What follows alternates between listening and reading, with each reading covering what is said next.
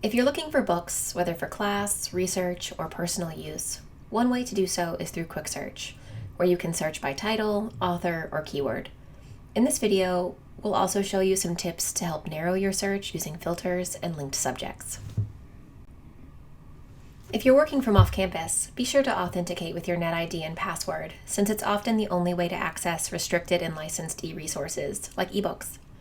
See our other video on off-campus access for more information. Start on the Yale Library website, library.yale.edu, and navigate to the search bar for Quicksearch. Suppose you need to find a book for class, such as The Bluest Eye by Toni Morrison. Since you know the title, enter it with quotation marks. Using quotation marks will ensure you retrieve the phrase, not the individual words, which will give you better results.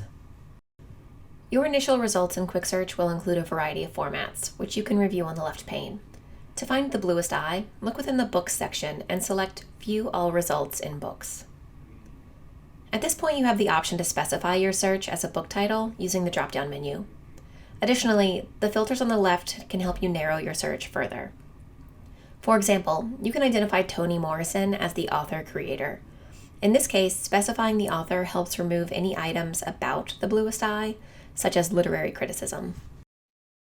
Often, Yale Library has several versions of the same title, differing by such things as edition, publisher, format, or library location.